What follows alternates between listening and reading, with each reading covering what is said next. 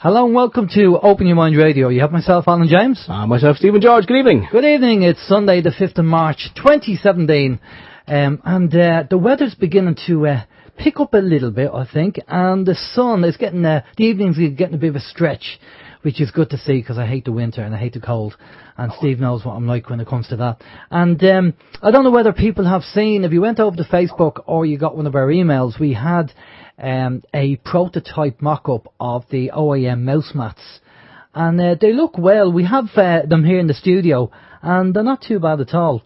We just have to find a cheap printer to do the mouse mats and get a good price on them. And, you know, if people are interested in getting them, we're happy to get them printed up. But we just wanted to do a prototype with them, and they're looking well, I have to say.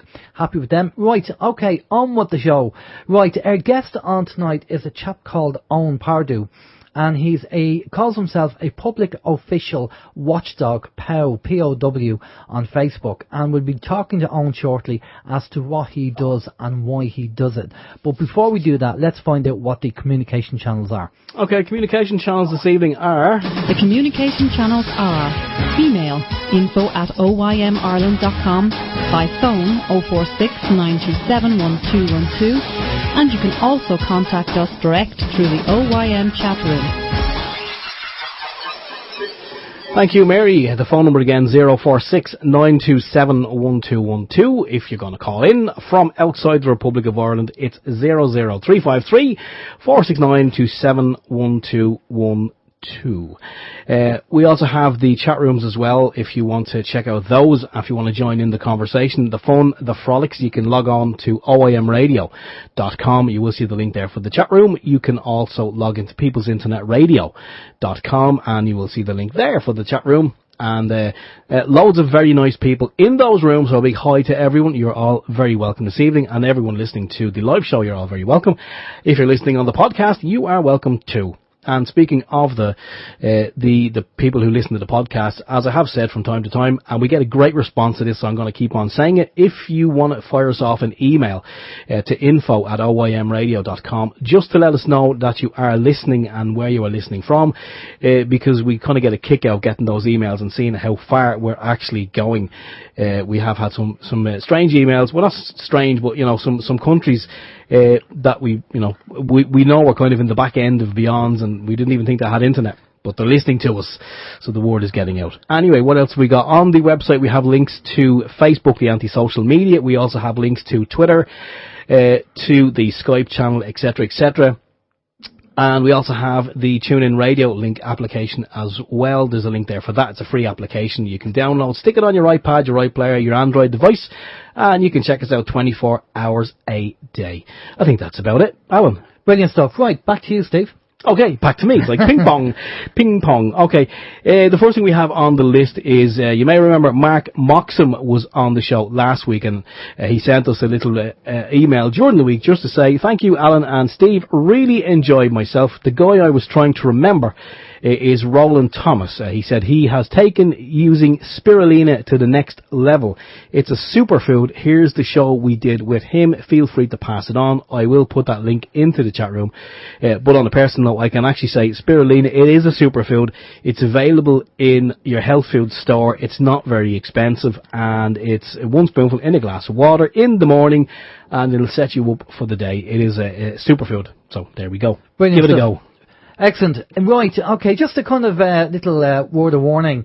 According to the independent.ie, there's scammers ringing you up, and they will ring your mobile phone or ring your phone, and they'll say, can you hear me? If you hear that, you need to hang up straight away. Remember a few weeks ago we told you about Adobe creating a software package that can get a sample of your voice, and then you can edit words in and then resave it and play it, and it sounds like you're talking.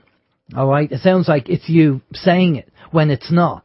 Well, you know, leave it to the scammers to actually be able to get the technology and use it for nefarious means. This is what they're doing at the moment. Now, so if they ring up and say, can you hear me? And you start talking to them, they'll sample your voice. And I don't know what they're using it for, but maybe they'll sample the voice and they'll edit it in such a way that you're going to apply for a mortgage or a bank account or something like that, and give the details and do something like that with it. I mean, God knows what they'll do with it, but just be careful. So if you do get a phone call and you hear somebody saying, "Can you hear me?" I would hang up because it could be scammers. And I know there's a few people. What if you recognise the voice? Can you hear me? What if it's your wife? Well, you know your wife's voice. Yeah. Yeah, okay, if you know your wife's voice, then But don't hang up. what if they rang your wife earlier and said, "Can you hear me?" And she said yes, and now they're ringing you. Okay.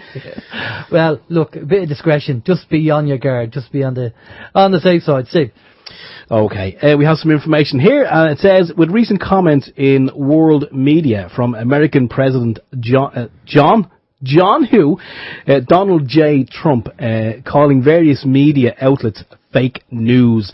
Well, the president of the Irish and Fenian Republican Brotherhood, William Billy James Maguire, would like to address this issue closer to home. It says, Irish media are complicit in this. The press in Ireland refers to Enda Kenny as Taoiseach of Dáil Éireann. Enda is not Taoiseach of Dáil Éireann, but a provisional Taoiseach of the Royal Dáil Oireachtas, imposed on the 26 counties by King George V, is that 5 or whatever it is, the 5th, in 1921.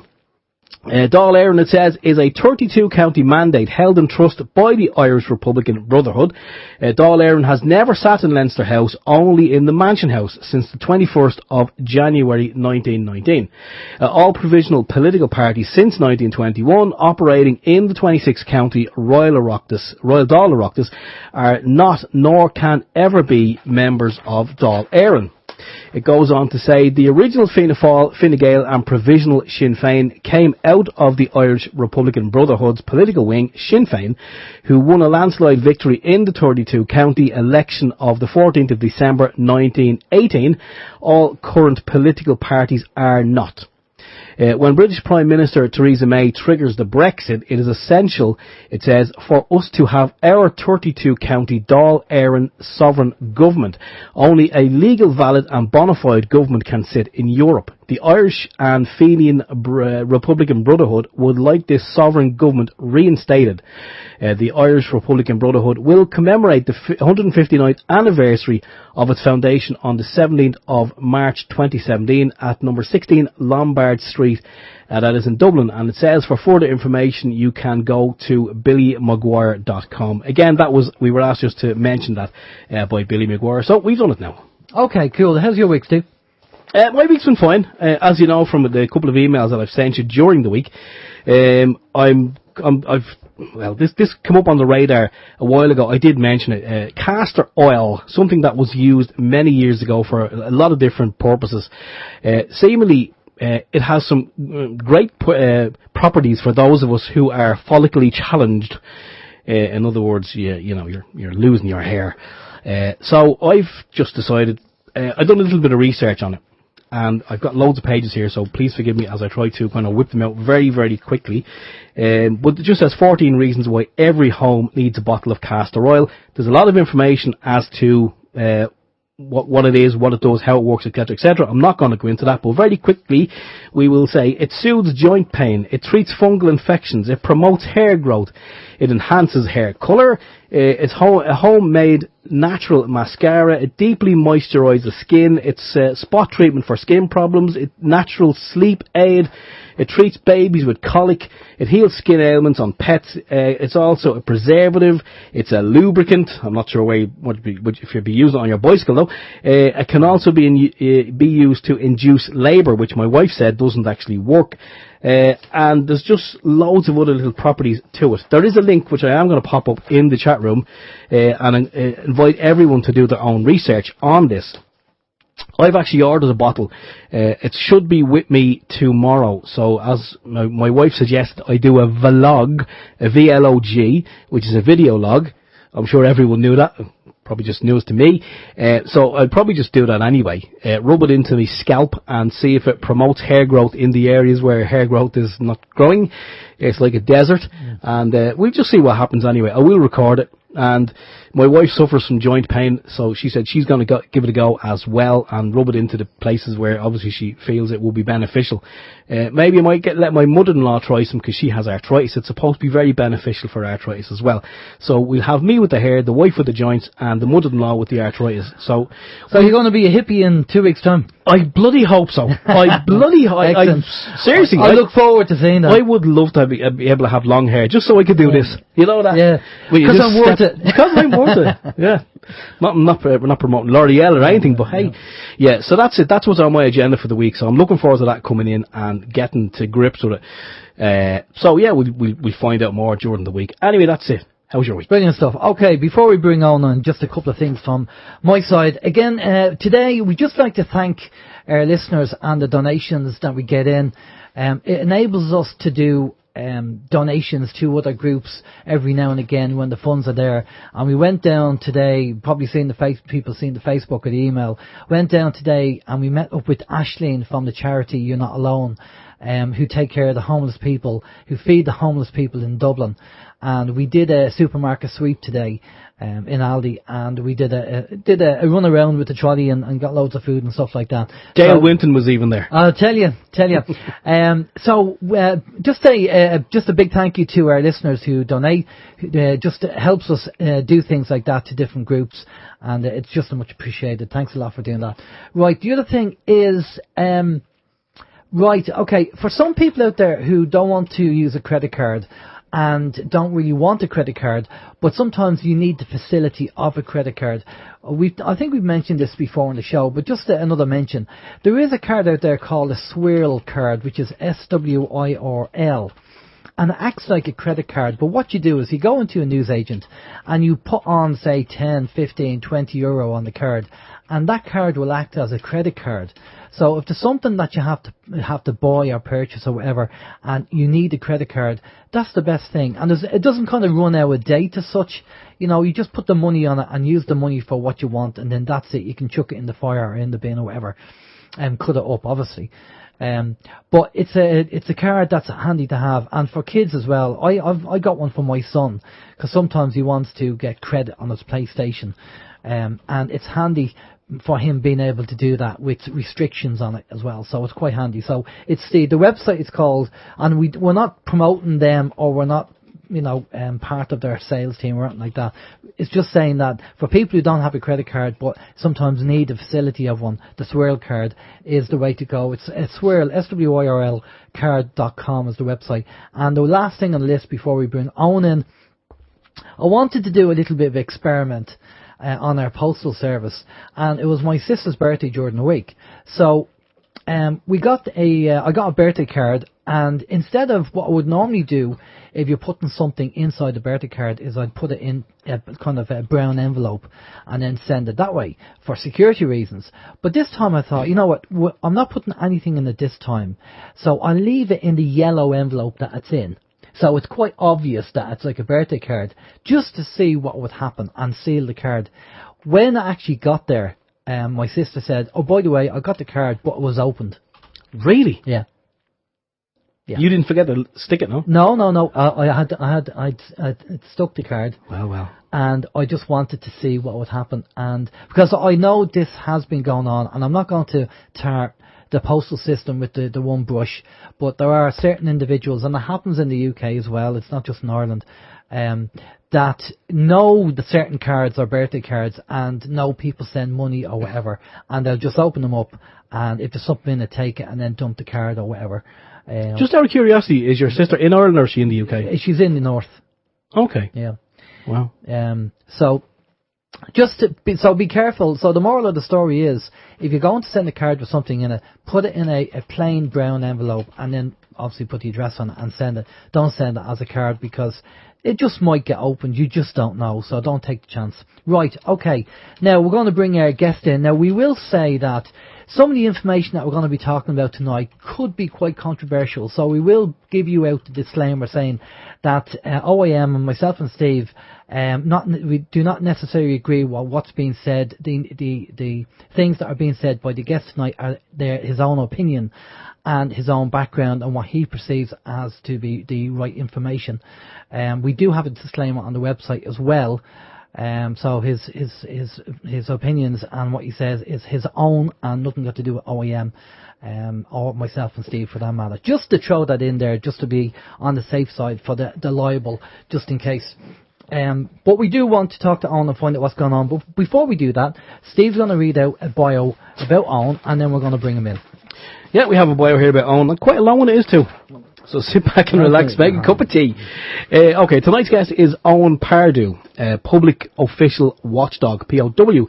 Owen is an Irish citizen. He's a husband, a therapist, a writer, and the creator of POW, Public Officials Watchdog. 4 years ago, Owen's life, as well as that of his wife, was turned upside down and ultimately destroyed when members of Garda Siochana smashed in the front door to their apartment and accused him of a crime he did not commit.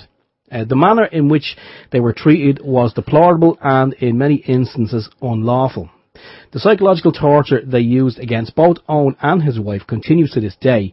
Having failed to provide a book of evidence against him in court, the case was struck out. Approximately 18 months ago, the Gardaí were ordered by a judge in the court of law to return all property seized from their apartment, including their passports. They gave them the runaround, giving back items on a piecemeal basis. As of this writing, they still have in their possession a number of items that they simply refuse to return, causing much mental anguish and making it almost impossible for Owen to return to his previous career. Due to legal reasons, he cannot at this time go into more detail, but will do so as soon as he is able. In the meantime, Owen and his wife have committed themselves to finding justice and helping others who have had or are having similar experiences. Good evening, Owen. How are you doing? Good evening, Alan. How are you? Not too bad. Thanks a lot for coming on. It seems there seems to be a lot of things going on in your life and not very nice things that happened.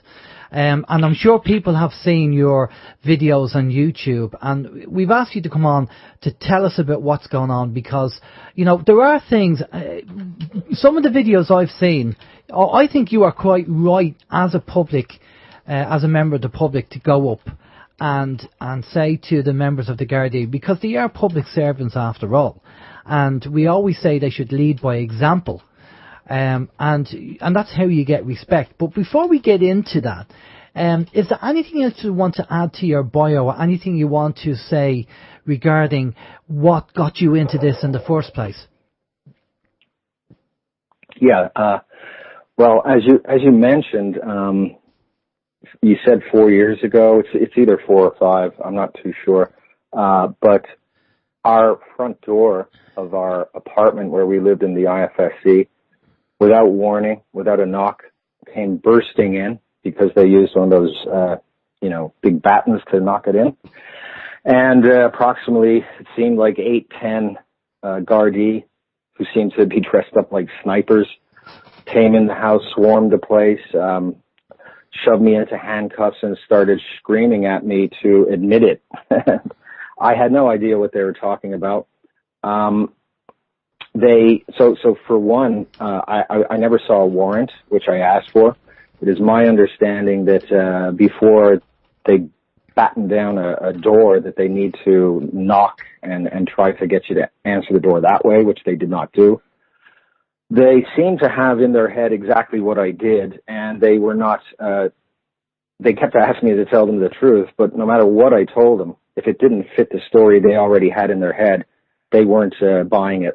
To cut a long story short, the experience both myself and my wife had, which was that my wife was locked up in Store Street for 48 hours and being interrogated repeatedly, and I was in there for 76 3 days and nights, repeatedly interrogated.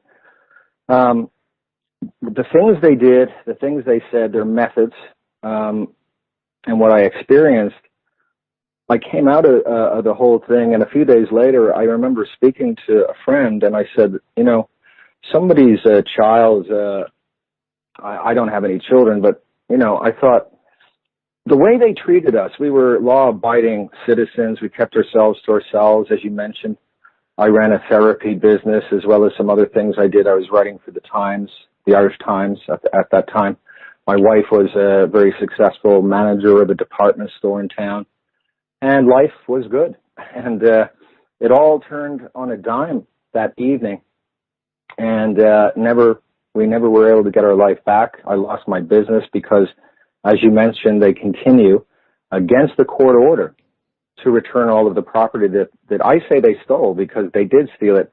When you have that happen to you, they're supposed to make an itemized listing of all of the property that they seize, and you're supposed to read it and sign it.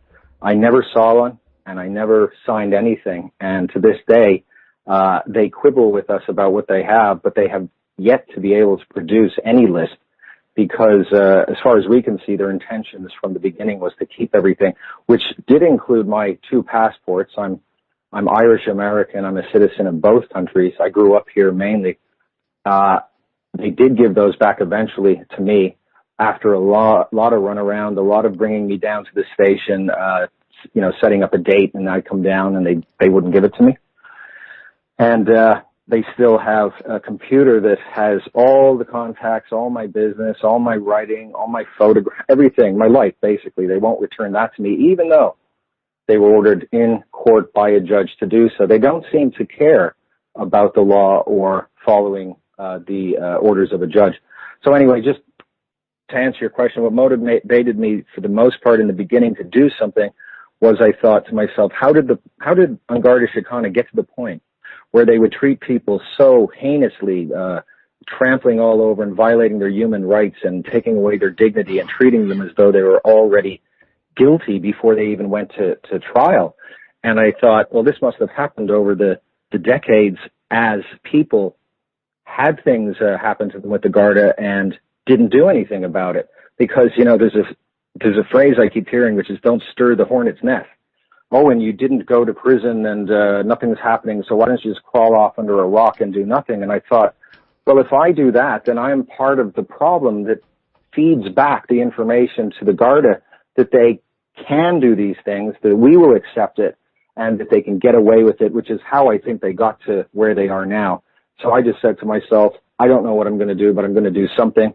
And over the time passing, it came to me to set up POW, which stands for Public Officials Watchdog, and to begin to try to help educate the public as to their rights and how to know how to deal with Garda Siochana, and also to maybe educate some of Garda Siochana, because as far as I can see, a lot of them either don't know the law or they do know the law and they just don't care. Okay. So that's basically why I'm, yeah. Okay. One thing that you said there, because I've seen comments on Facebook saying, that American guy, why doesn't he go home? And you've just clarified there saying that you do have an American and Irish passport. So that kind of sorts that one out there. Obviously for them to do something like that. Now, we've spoken to the guys from Integrity Ireland, and they've gone through certain processes with the Gardaí, the heavy-handedness of the Gardaí as well. So you're not on your own with that. But for them to do what they did seems to be quite extreme. I mean, I take it you didn't drop a piece of litter on the ground. There must have been some kind of causation for them to be so heavy-handed. Absolutely, and I'll give them this. I mean, for starters, I've learned to not necessarily just believe any claim that anybody makes. And the Gardaí, when I say the Gardaí for the rest of this interview, let me just state clearly, I do not mean each and every individual Gardaí, because how could I? I don't know them all. I'm talking about my experience and the Gardaí that I'm dealing with and continue to deal with. So those Gardaí led me to believe that they had a good reason to make the assumption that I might be breaking the law, and that was as far as it went. They seemed to, before they knocked the door in, decide that they already knew everything and that I was as guilty as sin. It was a crime that I would be perfectly happy to discuss the details, except for legal reasons I can't go into yet. But it would have carried a minimum of a 10-year sentence, if not more. And so it was very serious business for me. And just one thing now that it comes to my mind, Alan, if I can just say it. Yeah. This may help some people. I didn't know anything about the law at the time, because I had never really had any cases brought against me or anything like that. I would have considered myself an average, normal citizen who has a very, very basic understanding of things, and a lot of those were wrong. But the point is, when they brought me down to the station that night and they started to interrogate me, they got me in the hallway and they said to me before we went in, they said, you better answer our questions and you better cooperate and tell the truth. Because if you don't, we will make sure that you don't just get the 10 years that you are going to get. We'll make sure you get another 5 or 10, because we will go to the judge and we will tell him how you refused to cooperate and answer questions and so on. And because I did not know, because I was ignorant of the law and my rights, I bought that. I also bought it and went with it because I had nothing to hide. And I said, sure, I'll tell you everything that's true. The truth is, as far as I know, and when I say things, I would say to everybody that they shouldn't believe me either. They should go and check for themselves. But my understanding is that you, just like in the States, you have the right to remain silent. That night I should have said to them, no, I will not answer anything until I see my solicitor, and then I probably would have went into interrogation and just said no comment and not answered anything, because everything you say, as you've heard, can and will be used in a court of law against you. You will incriminate yourself. They will twist things around. And so that's something I hope all listeners to this show will bear in mind. Do not talk to the police when they come and accuse you of things. Just shut up and don't buy into any threats, and they will get really heavy and so on, because that's a sign as well that they don't have much that they do that. Well, so, Owen, can I don't just... know, did that answer your question? Yeah, can I just add to that? There is a YouTube video out there, and it was a talk done by an American law professor. And I don't know whether you've seen it, but at the end of the actual talk, because he goes through this process, what you just said, and he said, say nothing and keep saying it. And this was a law professor. Yes. I've not only watched it, I put it up on my POW page and invited people to watch it. And the funny thing is, you can sit through an hour of him giving you all of these different stories that point to various different reasons why you shouldn't. There was a man who was innocent of a crime. He had information. He went in voluntarily to tell the police what he knew. And he made a mistake in something he said, which to him was nothing. And they twisted it all around, and he ended up in prison. They put it on him. So you really need to be careful of talking to the police. Well, anyway, after an hour of these guys talking, they summed it up into the thing I said. They said, haven't you noticed? They say, I don't know if they say the exact same here, but basically, whatever you say can or may be used against you in a court of law, used against you. So you're better off saying nothing. Yeah, well, you have a right to remain silent. I mean, that's a right that we have. So, and that's something Absolutely. that obviously we have to do. Now, obviously, for them, you said you knew nothing about this, and I know you can't talk about the case, but for them to come in and arrest you and do that, they must have been told something, or, I mean, where did they come to the conclusion that you were guilty of something? Where did that come from? All they said was that they received a phone call, and what was said to them in a phone call led them to come to an outrageous conclusion about my activities, and it just went from there. And the interesting thing was during 3 days of non-stop interviews, 2 cops after another, playing the old good cop, bad cop game. By the way, I'm a certified master and trainer of NLP, which stands for Neuro-Linguistic Programming, which is also known as the art and science of human communication and behavior.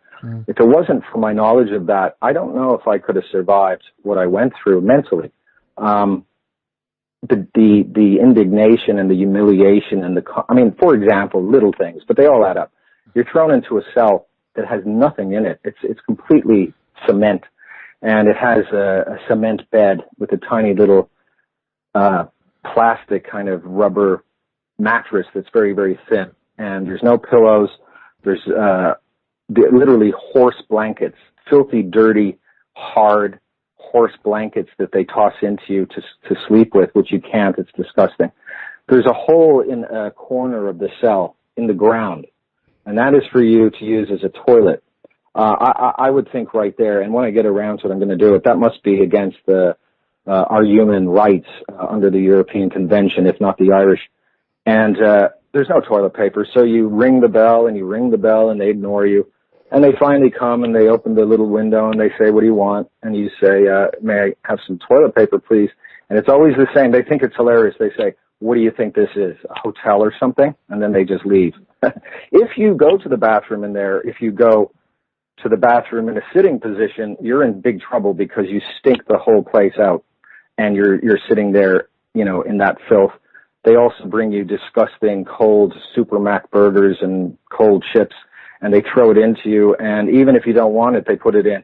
And that stinks out the cell as well. You can't sleep because approximately every half an hour, they come banging on your door, turning the light on and asking you if you're okay, waking you up if you are sleeping, and ruining your sleep the whole night. You look a terrible mess when you go into the arraignment the next day or whatever.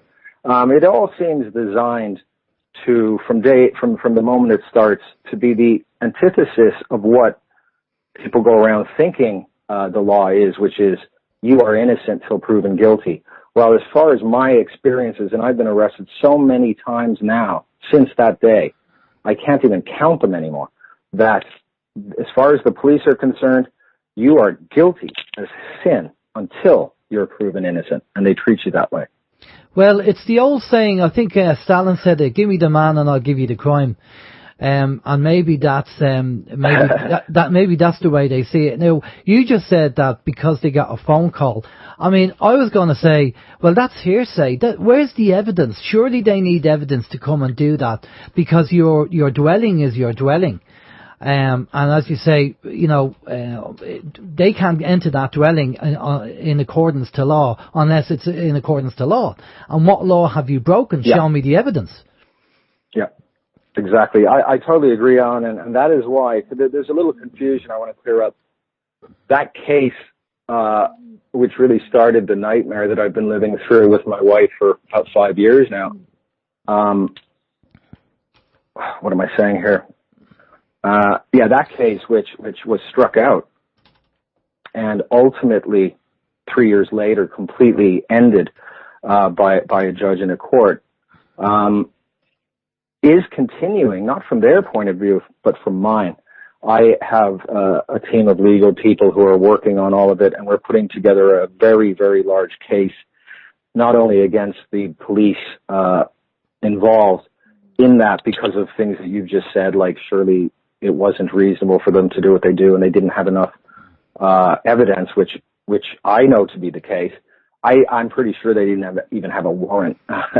But for that reason, I can't go into the details, but that will all come out in the future, and I am currently writing a book about it for the main reason, again, of trying to give people an insight.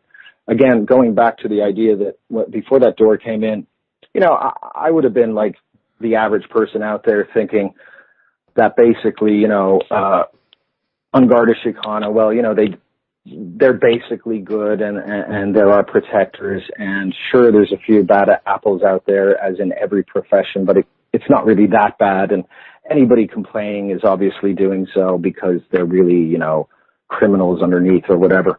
But the truth is, we were upstanding, decent citizens, and I thought if they treat us like this, imagine what they'll treat people who may not be of such standing. And then I met all these people over the course of time in cells or in Clover Hill, where I had to stay on remand. And man, the stories out there of the brutality and the criminality suggests what I think we already know, what with the McCabe case and so on, that although all Garda may not be, themselves corrupt, the system is corrupt. It's corrupt from top to bottom. Yeah, and it needs an overhaul. Yeah. Yeah, I think we can agree with you on that. We did have John Wilson on the show a few weeks ago, John Wilson, the whistleblower, and John had a lot of information to tell us about what's going on. And as you say, it's not all the Gardaí.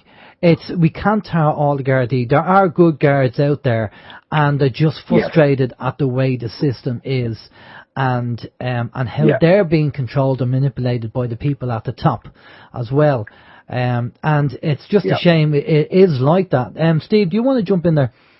Yeah, it's something that kind of bothers me really, on is you see these prison documentaries and, you know, all these kind of shows on TV, and when someone is kind of brought into a cell, you generally see like a tin urinal or a toilet of some description. And if you're saying you were in the cell and all there was a hole in the ground, was that in Store Street, do you mind me asking? Yes, that is not just Store Street. That is, to my memory now, it's Pearce Street as well. Store Street and Pearce Street are the only two stations that I've been in the cells. Yeah, because I mean that's. I think you might be right when you say that may be against something in a law or a convention or an act somewhere. I think it has to be, and I mean that kind of. I'm not going to say it upset me, but you know it knocked me back when you say you had to practically beg for toilet paper, and you're then told, hey, what do you think this is, a hotel? And, I mean, they look, you know, go ahead. No, I was just going to say, when you went through that situation, I mean, okay, when you have to go to the bathroom, you have to go to the bathroom. And was there one person who was obnoxious or rude to you, or was it everyone in there? Like, were they all kind of, are we tarring everyone in there with the same brush, so to speak? Okay, let me say this.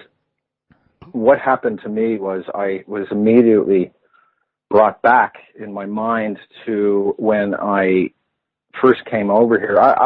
The reason that I have dual citizenship is that I was born in America. My mother is Irish. She grew up in County Kildare. My father's American, or was. He died last year. And she met him. They got married. I was conceived and born in the States. At the age of approximately 5.5 years of age, they divorced, and she brought us back here to Clondalkin, where I grew up, and I went to school in Moyle Park College.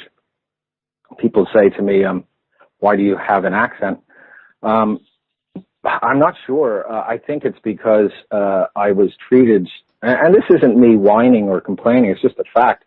I was picked on in school. I was bullied, mainly because I was a Yank, and I was told to go back home and so on.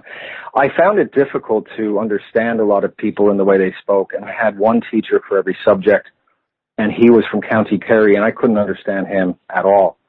So I think somehow by being ostracized and put outside of the group and treated as the other, and also having difficulty understanding people's accents, I think that's maybe why my accent stuck.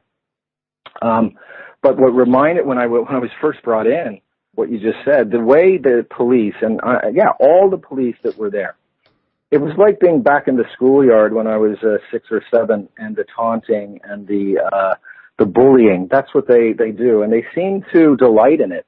And so it was just like that again. All of them were taking part. They'd laugh, they'd make fun, they'd call you names, and I would say to them, what is this? It's like being back in school. I mean, what is wrong with you people? You took an oath. Why don't you just honor your oath? I'd love to say this very clearly now, and I'd love to say this, and I hope if any Garda are listening, that the good ones hear this.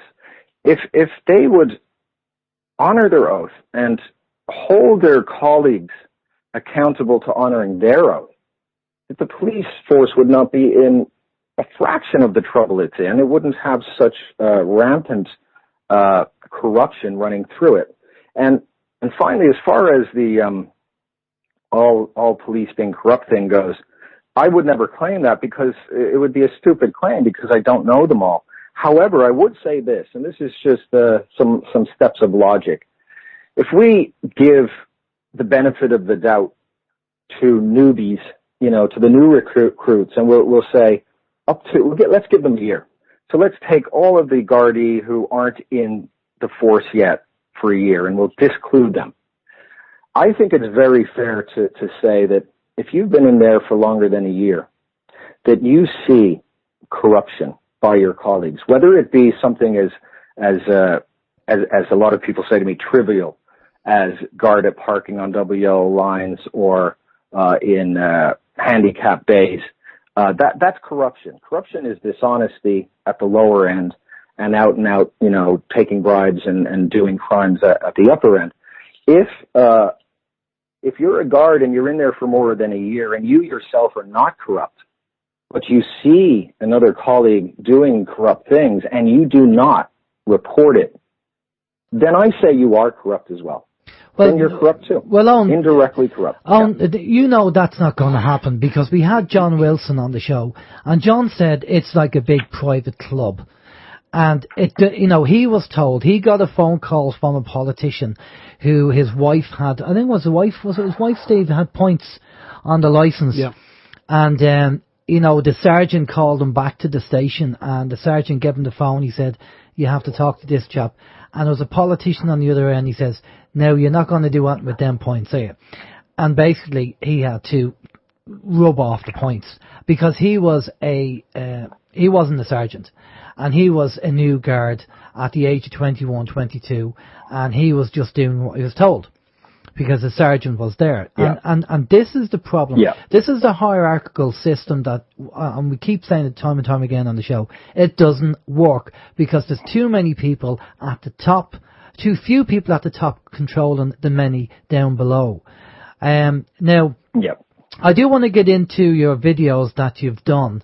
Now, as you said, yeah. before the show went live, there's 50% of people saying, fair play to you, Owen, you're doing a great job. And the other 50% is, go away, crawl under the rock, go back to America. And I've seen some of your videos, and I think some of the videos are justified, because, or maybe I'm just old-fashioned, but as somebody who's worked in the corporate world and have managed staff, I'm a big believer of leading by example, because, it's not, do as I say, not as I do. If I'm sitting there as a manager and I have my feet in the desk telling my staff what to do, they're not going to respect me. But if they see me working twice as hard as they are, then they will. And I think the trouble is with the Gardaí is they do all this training in Templemore. Maybe there's NLP going on there and they're being brainwashed with NLP, you never know. But they do all this training, but maybe they just don't get the common sense thing of, like if you lead by example, then people will have respect for you. But if you start turning up and parking in disabled spaces because you want to jump out and get a burger and chips or a double yellow line, then I'm sorry, but, you can't have one rule for you and another rule for us. The law's there for everybody. And if anything, they should be leading by example. Steve? Yeah, just I noticed on the Facebook page on where you actually wrote the letter about the Gardaí parking on double yellow lines, and I read the reply, and I got a laugh, because you asked about Gardaí and double yellow lines, and the response you got was in relation to a fire brigade or an ambulance, as part of their duties. But then it goes on to say a member of Garda Siochana can basically, I'm paraphrasing now, can basically park their vehicle wherever they like once they're on duty and they're performing their duties. And then the guy whose name is Brendan English, he goes on to say, where such use does not thereby endanger the safety of road users.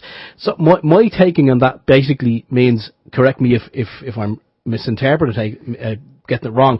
But from what I can take is the Gardaí can park wherever they like, whether they're on duty or off duty, once they're not blocking, posing a danger to other road users. So basically, shut up and go away is what he's saying to you.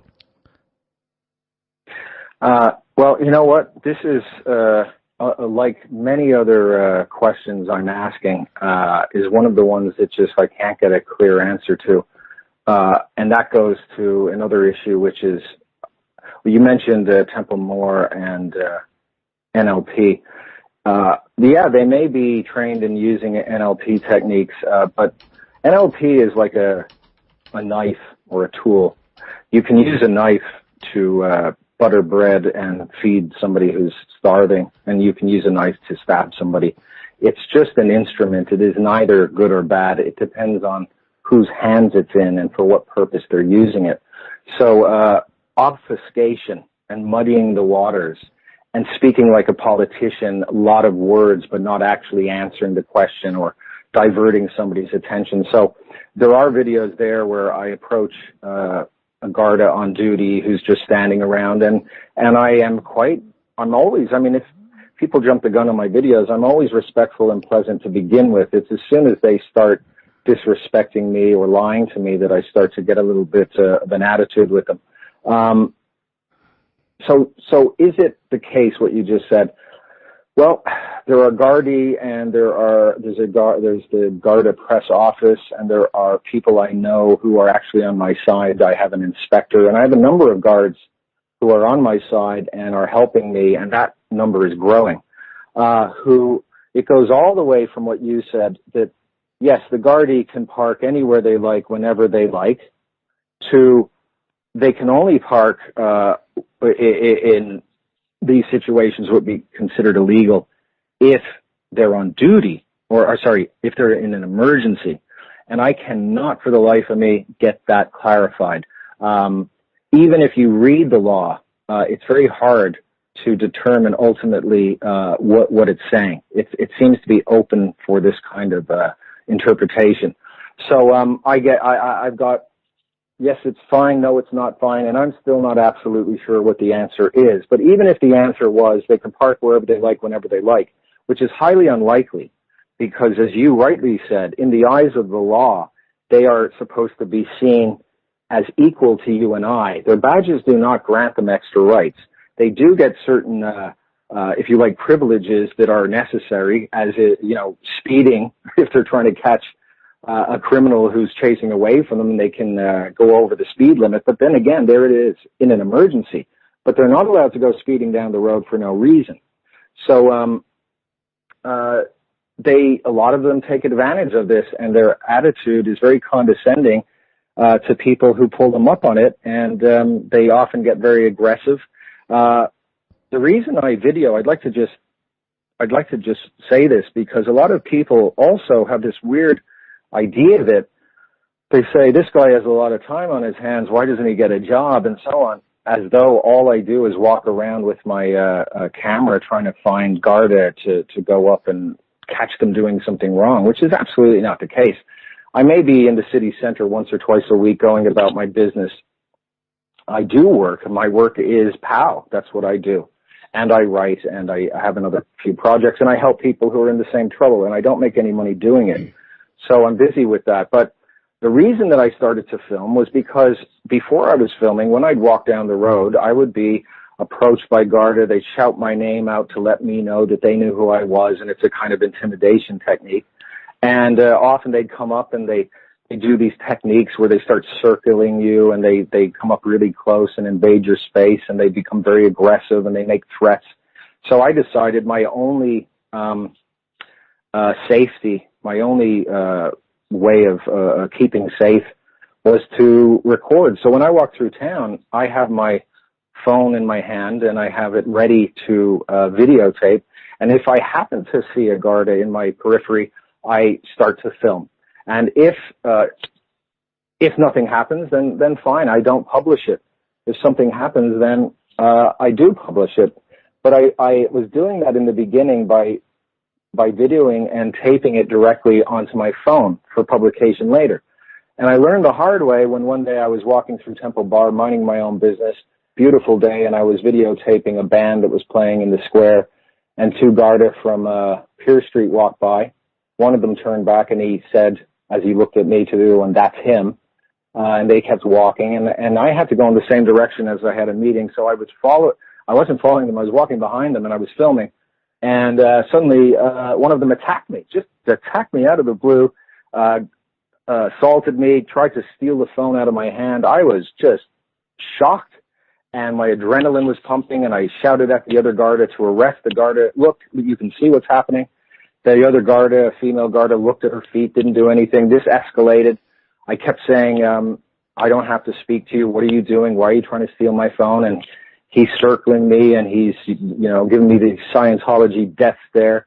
And ultimately, it got out of hand, and he said, "Give me your details." And I said, "Under what reasonable, articulable suspicion of a crime I've committed or one I'm about to commit are you demanding that I do so?" Because the law states I do not have to, and nobody has to give the Gardaí any details without that.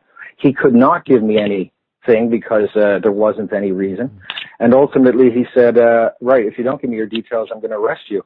I happen to have 2 bags of heavy bags of shopping, and I was about to run late to meet somebody for dinner, so I wasn't into it. And I said, okay, well, what are you going to do if I don't give you my details? And he said, I'm going to arrest you and put you in a cell for the next few hours. And I said, okay, I'll give you my details. And he said, name, and I said, Owen. And he said, last name. I gave it to him. He said, address, and I said, I'm currently homeless. He said, I'm going to ask you one more time. And I said, okay, I'm at no fixed abode. Well, they attacked me. They jacked my arms up behind me, nearly breaking them, to put the cuffs on so tight that my hands went numb immediately, stamped on my feet, each of them with their boots, manhandled me around, pretending that I was resisting. I'm a very ill man, and I'm very weak. I have a number of complaints that are being exacerbated by what they're doing. And they threw me in the back of a van. I felt, well, this is great because I have it all on tape. They can say what they want, but I have the proof that he attacked me, etc. Well, he sat there in front of me as we drove back to Pearce Street, and he went through my phone, and he found it, and he erased it in front of me. And that was highly, highly illegal. And that case continues to today. And here's the thing. I found a way over a number of months to retrieve that video, and I had it on my phone recently in the courts. And I was set up in the courts, and they ran out, and 5 of them jumped me and beat me and dragged me off, and they grabbed my phone, handed it to the guard in question. He had it for a number of hours. He, as far as I can see, he erased it because it's gone. And he handed it back very stupidly to my solicitor, which is proof that he had it. And this is the kind of depths that they sink to. And this is the weird thing, all over nothing. I have this Garda statement, and it's just one lie after another. And I just think, wow, this guy's prepared to perjure himself in the stand over his mistake. Nothing happened. He could have let the whole case go. And yet he persists. And he's putting his whole job and reputation on the line. And it's just outrageous. So that is why I videotape, and I recommend everybody videotapes everything. And if they see somebody in trouble with the police, videotape it. Because, as I say, if you're doing something right, whether it's you, me, or anybody, even a guard, if you're doing something right and you're videotaped, you wouldn't mind that being put up there and people going, wow, look at the good job this guy did. The reason they hate it is because they keep getting caught doing something wrong. And they don't want us to videotape, and they'll tell you, lie to your face and tell you that you can't and stop it. And they'll take your phone sometimes and smash it. So that's why I videotape. I do not follow guards around. I do not normally go up and approach them. If you look at my tapes, most of them are them approaching me one way or the other, and it starts from there. And I tape it, and if something happens, I upload it so people can see it and make up their own mind. Okay. You want to jump in there, Steve? I just wanted to say, yeah, we actually know of software that is available on and has been for a number of years now, which people can actually use on their phones, and if they are recording and the phone gets stolen or pulled out of your hands and smashed, but whatever the software is, I can't remember what it is, but once you're actually recording, you can obviously enable this thing on your phone, and it as you're recording, it's uploading it to the cloud, so it won't be lost. Yes, you're right. What I learned from that experience was that what I do now is I live stream. That's what you're talking about. Yeah. So it goes directly to a cloud, and nobody can touch it. So they could literally smash your phone to bits, and it's still there in the cloud. So I always live stream now, but you got to make sure that you have enough battery and enough bandwidth. Yeah, that's what I recommend everybody. Let me just touch base on rights, and I'll tell you why I want to say this, because I was down in Waterford last week, and Ben Gilroy was talking about rights, and he played a very important video, very interesting video about rights. And it was this interviewer interviewing a judge, and I'm pretty sure the guy was a judge, I recognise his face. And the interviewer said about your rights, and he said, right, okay, a government... He said, do I have the right to tell you what to do? And the judge said, well, no, you don't have the right to tell me what to do. And he goes, that's fine. So do the government and the police have the right to tell people what to do. He goes, oh, yes, they have the right. And he said, where did they get that right from? And he said, well, from the people. And then he said, well, no, if I don't have the right to tell you what to do, then I can't give the government the right to tell people what to do, or the Gardaí have the right to tell people what to do. So how can we give you something we don't have? And, of course, the judge was trying to go all around the houses. But at the end of the day, the guy kept coming back and saying to him, but we don't have the right. How can we give you the right? Yeah. You know, so that was one point I wanted to make about rights. And I want people to have a think about that. The other thing that we were told is that people have said to us, they've known people who have joined up to be a Garda recruit, and by the time they go through the 6 months training, they come out like in a different person. It's as if they've had some kind of a lobotomy. Maybe they're using NLP. I don't know. But there's definitely some kind of brainwashing going on there, because it's this kind of cloned approach to society and how to treat people, which is quite frightening. And their humanity, the person is it's devoid of that personal. Not everybody, but a lot of the Gardaí you've come across. But on talking about the Gardaí, and you're talking about the videos, I have looked at one or two videos that you've put up there, and they did come across to me like the guard is doing his job, and you're going up harassing the guard for no reason. So do you want to kind of answer that one? Yes, I'd love to. I do need to ask you if you can give me a specific, because I have put up videos, not watched them, seen the comments come in. Let me give you an example. There's a video where I'm walking into Temple Bar. I see down the road that goes down to the square and where McDonald's is on the corner, and I see an ambulance and activity, and I see guards. So I turn on my live stream. And my thing is, if I'm live streaming, obviously it's there. If nothing happens, then later I just take it down, because who wants to see nothing? Yeah. So I went down, and what I did was I joined the ranks of people standing around. And right outside on the pavement to the sidewalk, the path outside of McDonald's, there was a man lying on the ground, and he was obviously in some kind of serious distress. I didn't know whether he had had a heart attack or had a fight with somebody, or if the Gardaí had knocked him to the ground. I didn't know. But there were medics all around him. You know, they're down on their honkers, and they're trying to help him.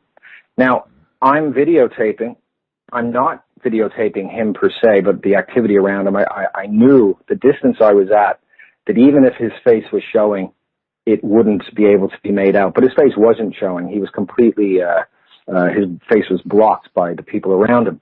And I was about to leave, and this woman, Garda, off screen of the camera, starts to approach me, and you can hear her say something along the lines of, I don't think it's a good idea for you to be filming. And I said, okay. And then she got closer, and she said something like that again. And I said, yeah, okay. And the next thing, she's coming right at me. So I turned, and I started to walk away. So she's saying, I don't think it's a good idea to film. And I'm walking away, and I got halfway into the square, and I turned around, and she is literally coming right at me. Now, you can see this on the video. And she had taken off her blue gloves. Now, as she's approaching me, she's putting on her blue gloves. Now, this is another tactic to intimidate you and put you in fear of publicly being shamed by having a Garda, feel you up and search you with their blue gloves on. Anyway, I turned back, and she comes right up to me, and she starts saying stuff about I can't film and so on. And if I continued, she'd seize my camera. Well, I said to her, no, you're not going to seize my camera. And she said, I will. And she foolishly made this statement about the DPP versus Bradish, which I checked later, which is completely in my favor, not hers. But anyway, she was very belligerent, and she came up so close, she hit off against me, and I said to her, what are you doing, and why are you trying to intimidate me? And she repeated this, and she said she could take it for evidence. Well, everything had already happened. There was nothing on my phone that was evidence of anything. So anyway, I said, look, before I leave, I just want to clarify something. Are you telling me that the law is that I don't have a right to be filming in this situation? And she said, no, that's not what I'm saying. I'm saying that it's a pity you don't have the opinion of everybody else and respect this man on the ground and not videotape him and put it up on YouTube. How she had any idea it was going up, well, on YouTube, no, but going up on the internet. First, I didn't know, but I do know because she knew who I was. And that's why she did what she did. Anyway, I said, okay, and I left. I wouldn't have left under normal circumstances, but I had a very serious doctor appointment I had to get to. Anyway, the comments came in, you know, hot and heavy about, it wasn't about her. She committed about 3 crimes against me in that, which, by the way, is under investigation now with a criminal investigation with the ombudsman. Not that I think it's going to go anywhere, but you got to report these things. So I looked at it again, and I stand by that video. I stand by all my videos. It can appear that I am either disrespectful or antagonistic or whatever. But anybody who wants to slow down and watch the videos a little bit more, pay more attention, they'll notice that I don't start it. They start it. And then I get kicked off. And I admit, and I've admitted on radio before, that I have a propensity to be anchored into all of the stuff before. So Garda, who starts going nuts with me, just basically reminds me of everything that's happened. And I immediately think, okay, we've got another one here who's like this. And I tend to give back as good as I get because even though I'm afraid and I'm terrified sometimes of what's going to happen, I just feel that I have to stand up to them and remind them what you said in the beginning, which is another thing, is that my mindset when I'm dealing with them is very different than the normal person's, which is I go on the mindset of this. They are public servants, and they are there to serve, protect you and I, the citizens of Ireland. And they should show some respect. And they should also be peacekeepers, which is, I believe, what Garda Siochana means. And they should do their best to de-escalate the situation, not ramp it up and try to get you to go crazy.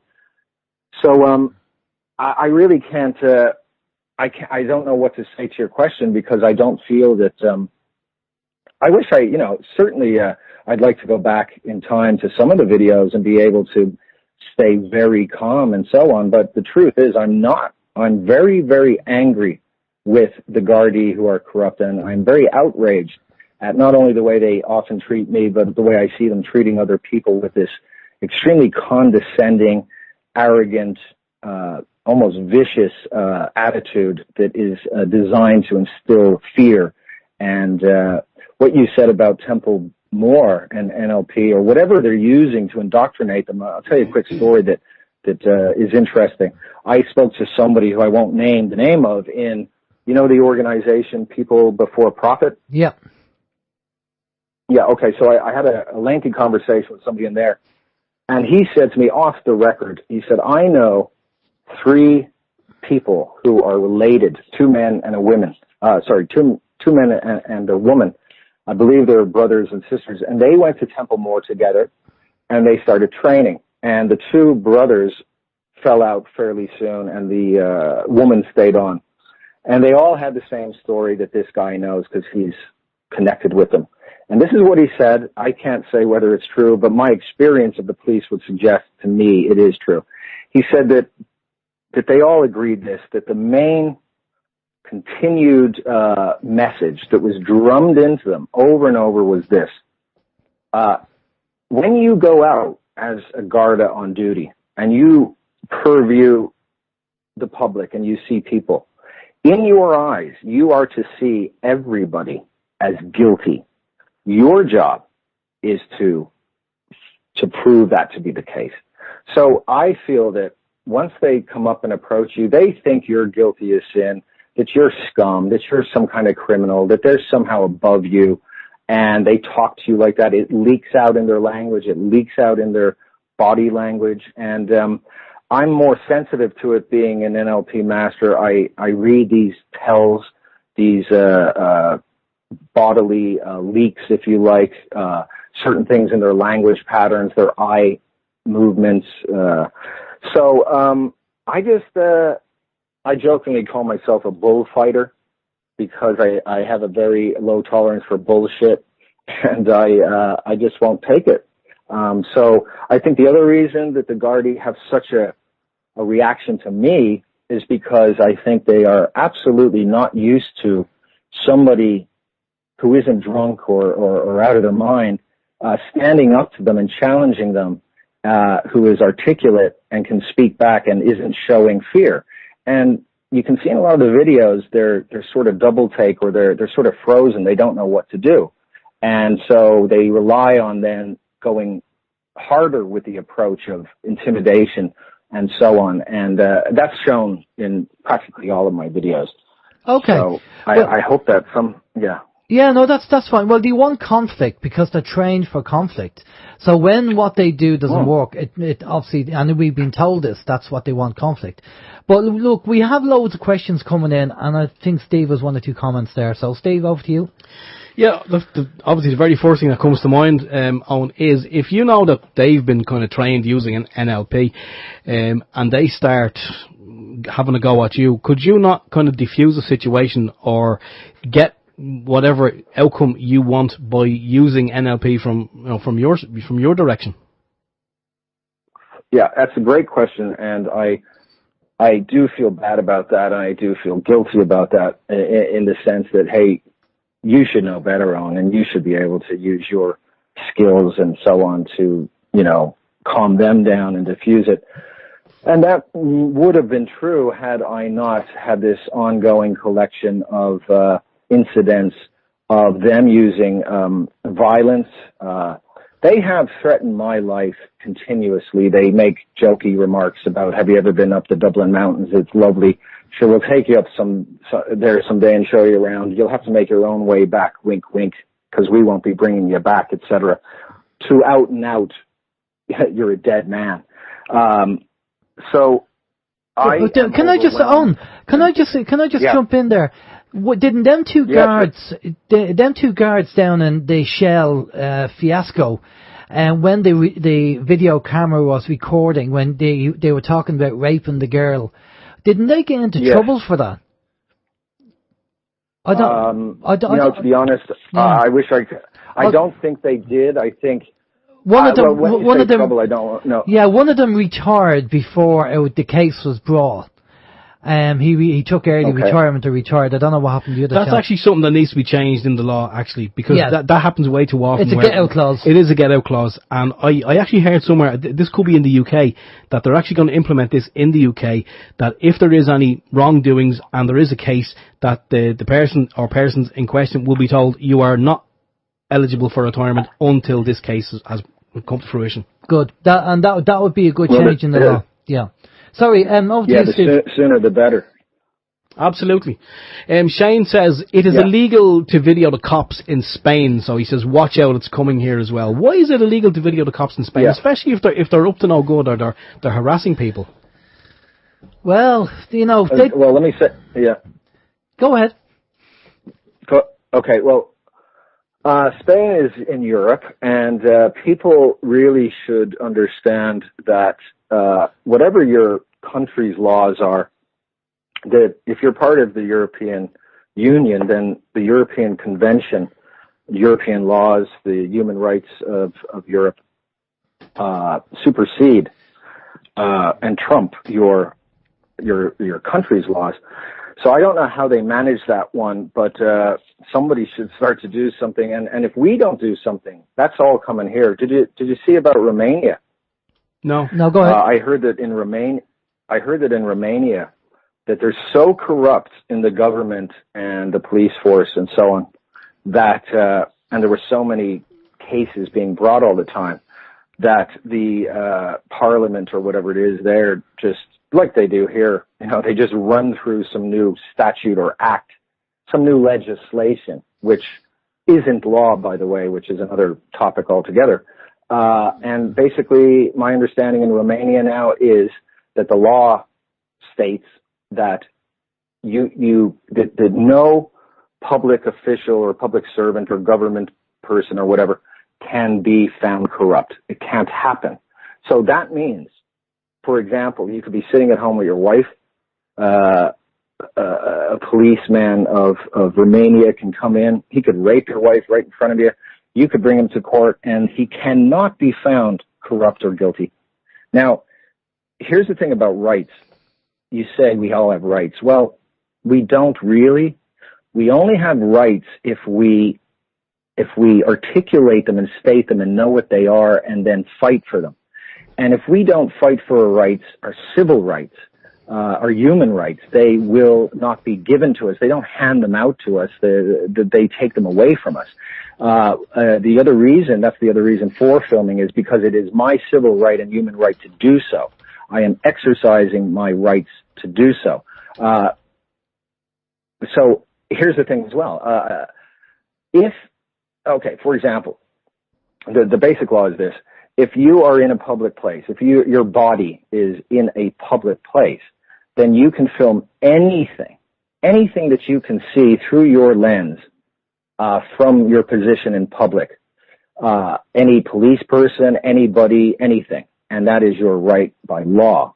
Now, if you go into, let's say, a lobby of a police station, you can look everywhere you like, and you will not see a sign that says that you are prohibited from filming. And the reason that is because it would be illegal for them to put that sign up. Because if you notice, when you walk in, they're filming. They have CCTV footage cameras everywhere. The reason they're allowed to film is because that's the law, because it's a public place. So let me just tell everybody listening, anywhere where there are CCTV cameras in a governmental building, when you go to get your social welfare, if you're on that, or if you're in or if you go to the ombudsman even, if there are CCTV cameras there, then you, by law, are also allowed to film. I am now getting grief by the ombudsman telling me I can't film when I'm in there, and now they're not going forward on a lot of cases, and they won't speak to me on the phone. I was told I couldn't. You know the CCJ in Phoenix Park. When you go into that big round part, that is public, where the public are milling around before they go into one of the courts, the law would back me up and say you can film, you can take photographs because it's a public area. Plus, to back that up, there's CCTV cameras everywhere. Well, suddenly, after 5 years of going in there and taking photographs and filming and never having anybody say boo to me, I was violently attacked recently, viciously manhandled, had my phone stolen, told I couldn't videotape in there, and that's wrong. I'll be taking a case against them. So, again, I tell people, for your own safety and for your records and documentation of your interactions with the Garda and so on, film all the time, everywhere.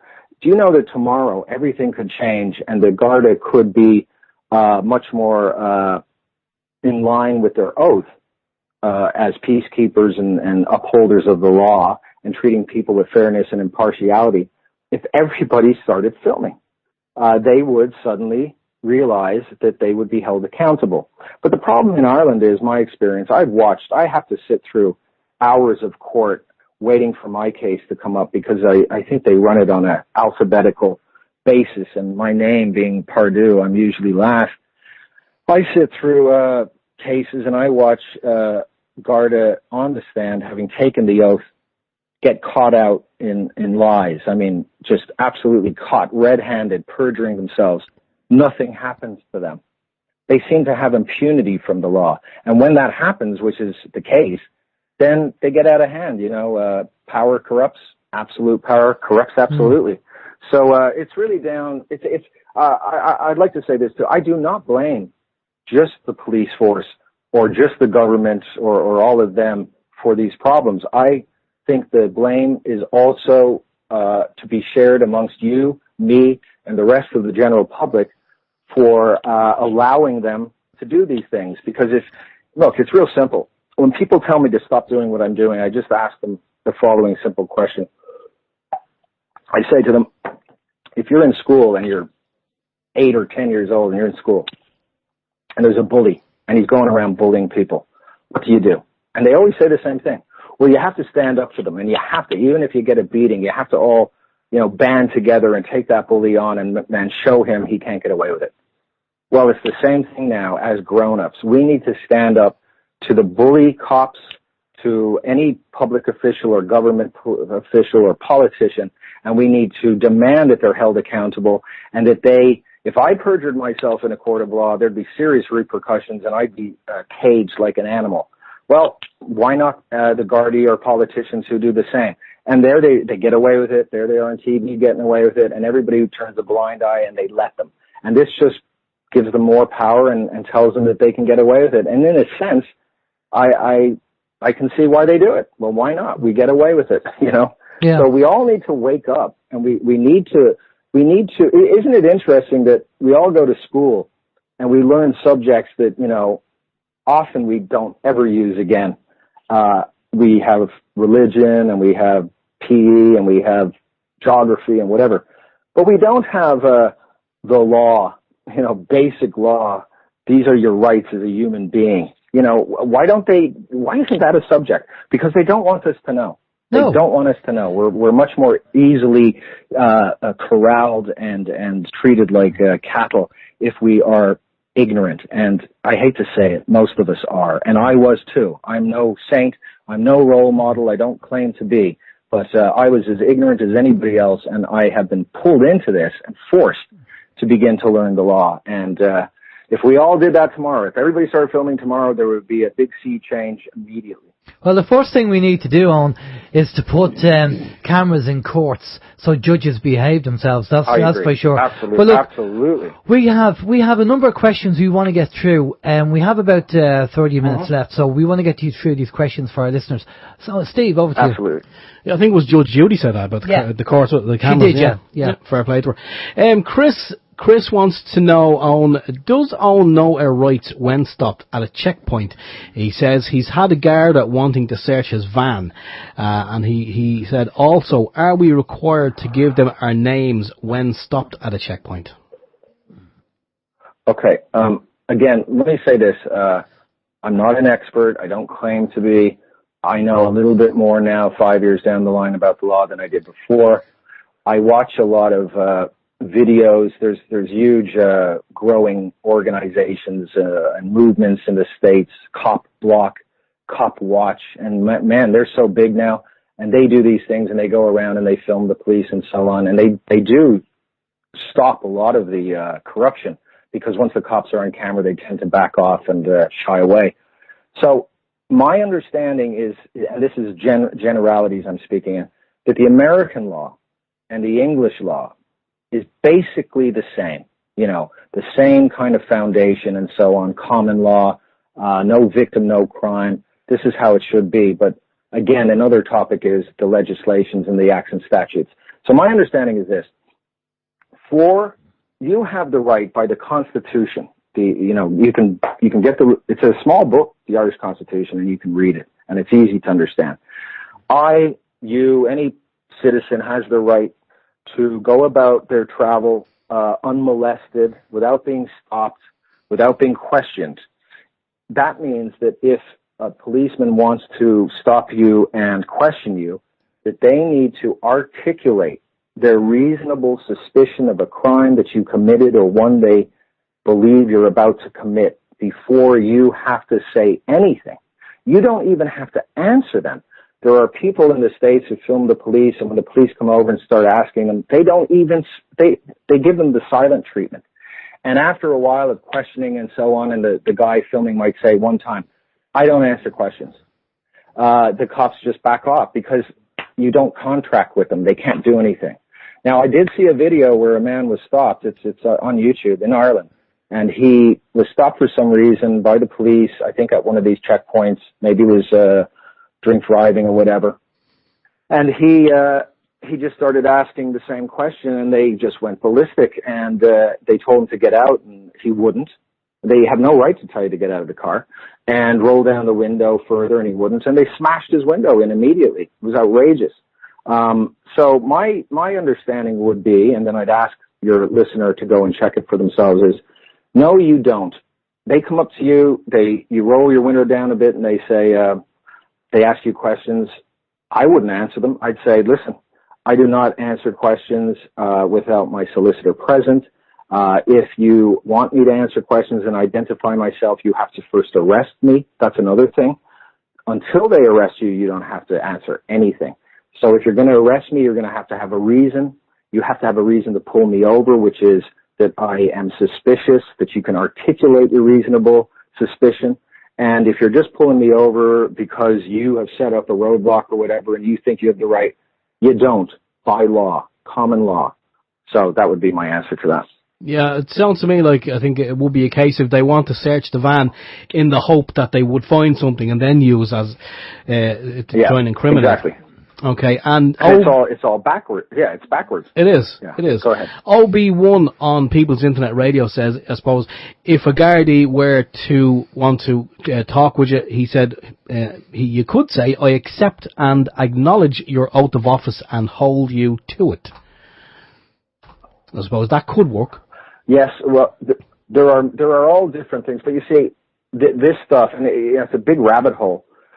You start to look at this and you realize, and you guys mentioned the word sovereignty at the beginning, and if you stand in front of the GPO, there's a huge sort of plaque, I suppose, in the window, and it talks about, poor Pearce and the rest of them 100 years ago fighting for our sovereignty, the sovereignty of the country and of the people and our rights and so on. And that's what they fought for, our freedom basically from the tyranny of corrupt governments and the police force.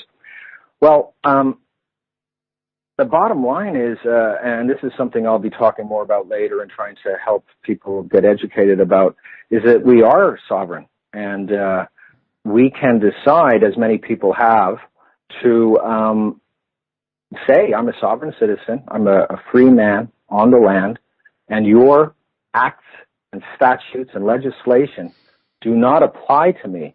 No victim, no crime.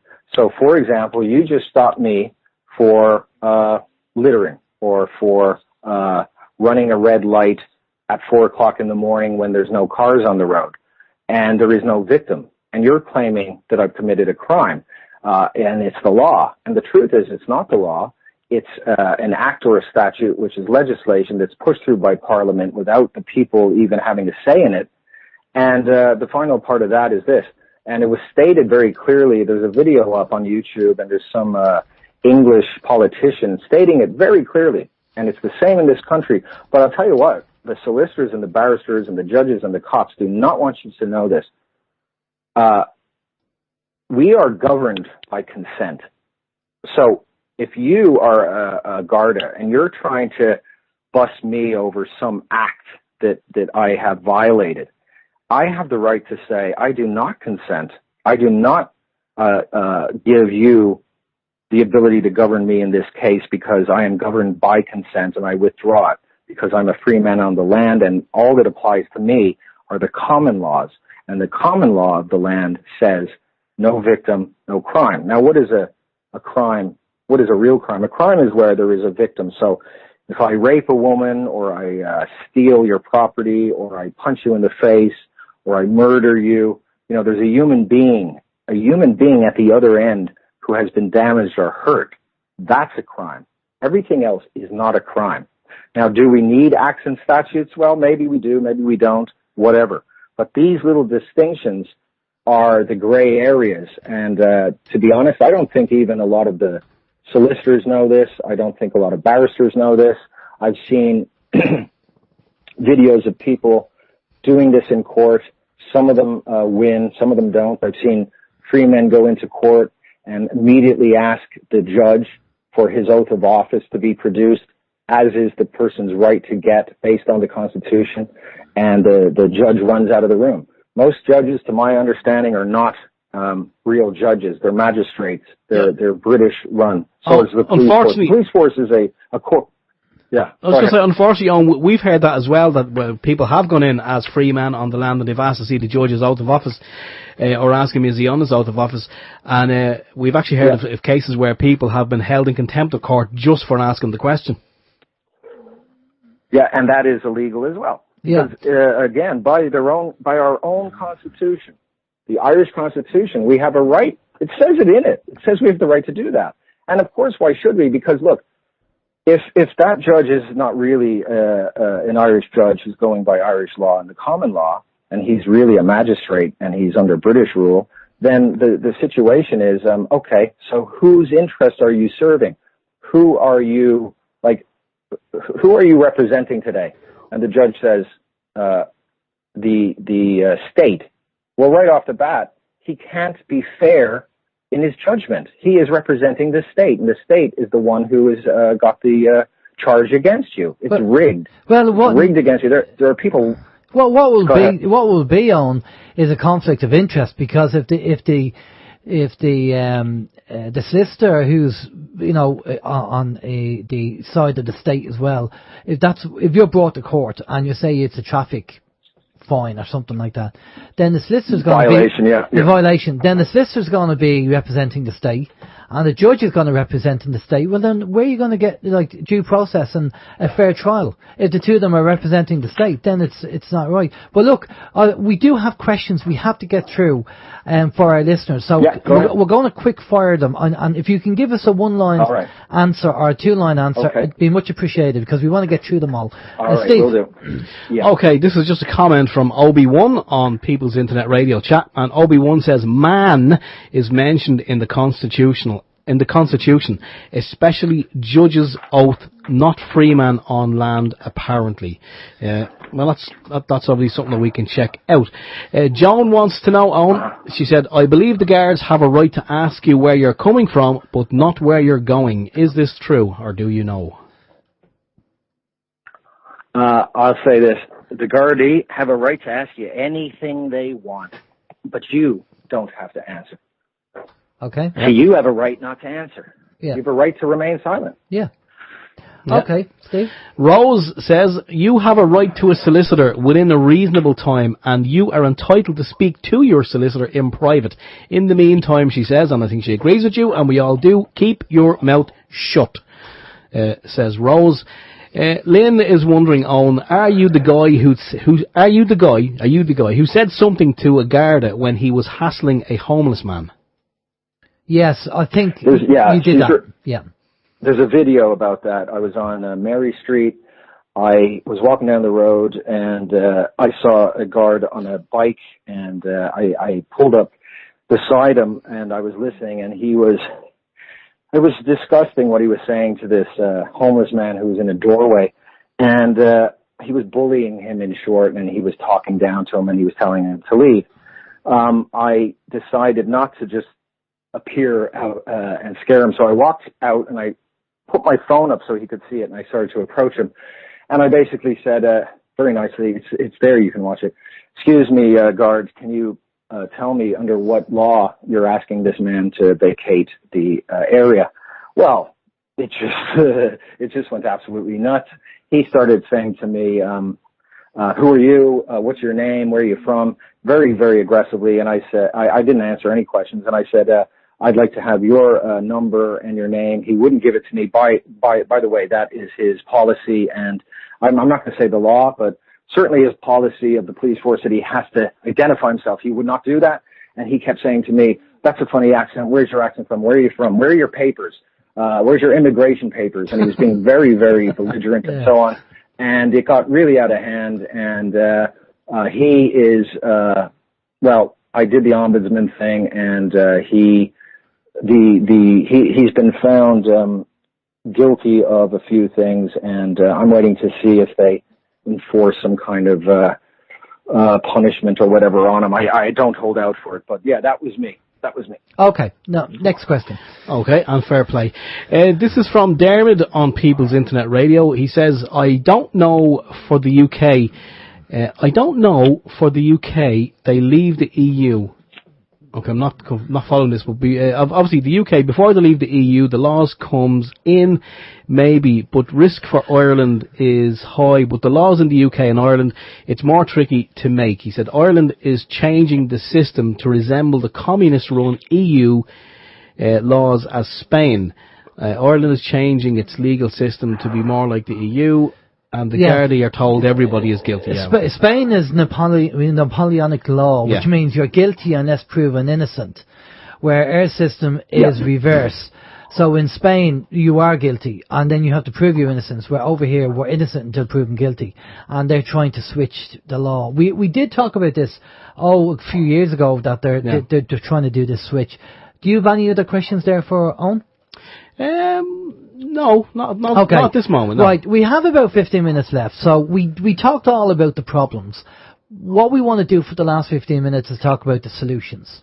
Now, I do know that globally there are a lot of things changing at the moment for the better, right? We have inside intel who have said that, and people know, have listened to the show, and we've talked about it. Now, it is slow, but it is happening. So this kind of cesspit of corruption that's happening globally, it's all coming down. And yes, it's great to be here to see it happening, but at the same time, we are in the middle of it as well. And I don't think maybe the Gardaí who are out there who are seeing the corruption and who are angry at what's going on because they didn't sign up for that type of thing and to be controlled like that. Well, the good news is the system is going to change, and it's coming down and being exposed, not just in Ireland, but on a global level, right? That's going to be happening. Yeah. The people at the top are going to be taken out, and it's happening, and we've been told that, right? So that's the good news. Yeah. For the Gardaís who are part of the corrupt system, well, look, things will happen, and in their own time, and they will end up cleaning their own house. And I'm sure that will happen as well in time. And we might see it this year. That might escalate, or in the next few years, that might escalate because there are changes taking place in a good way. What are you seeing from your side, and what would you recommend to people from a positive point of view? Oh, well, let's see. First of all, I mean, you could take every Garda today and remove them and then put in new ones. It would all turn back the same way, because what needs to happen is there has to be a complete overhaul of the training, the whole sort of attitude and what it is that they're supposed to be doing. There's this idea going back to common law and being peacekeepers as opposed to police being law enforcers and so on. And the distinction.